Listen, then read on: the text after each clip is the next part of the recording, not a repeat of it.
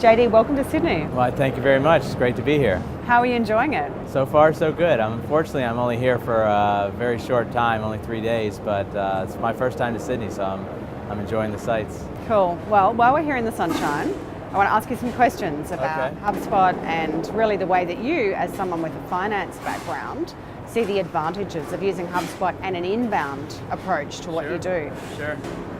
How do you explain to a CFO why they should invest in marketing and in particular why they should do inbound? Sure. Well, for CFOs, one of the difficult things about understanding marketing is it's hard to measure. You're spending money and it's expense going out the door, and you're not sure what you're getting back for that. The great thing about inbound marketing, and the way I like to explain it to my CFO colleagues, is you're investing in an asset. You're building a marketing asset with the content that you create, and that asset continues to produce traffic for your business and your website and leads from that traffic over and over again, rather than sort of if you are doing advertising, you're renting somebody else's audience, and you'll get those leads and you'll get that traffic as long as you pay the rent, but as soon as you stop paying the rent, the leads and traffic go away. So I like to ask CFOs the question, do you want to own or do you want to rent? And usually the answer is they want to own. Okay.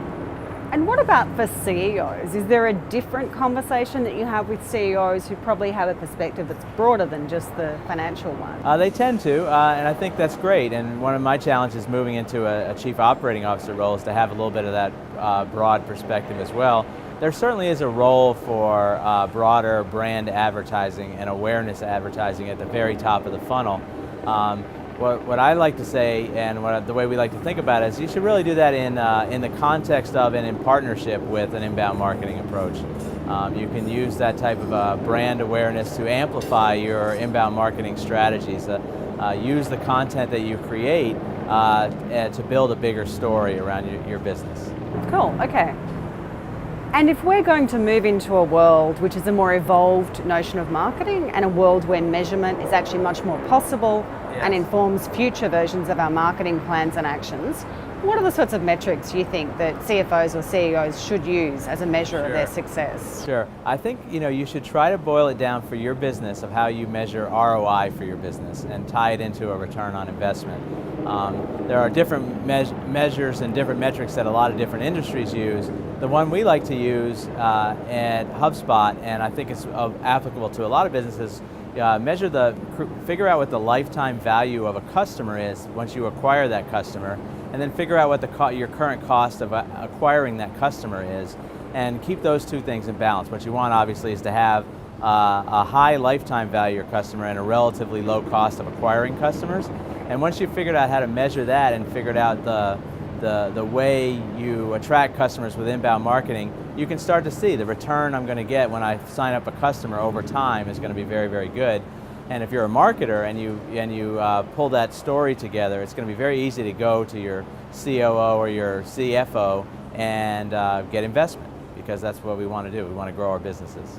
And it's numerically driven, it's data driven. It is data driven, right? So you can actually calculate, if you know the behavior of your customers, what they're going to spend with you over time, how long they'll remain customers, you can figure this kind of stuff out. And also, once you figure it out, you can use that as a tool to figure out how to improve your numbers. So maybe the right thing to do is let's focus on increasing the value of our customer relationships, the lifetime value of our customers, by getting our customers to spend more with us over time.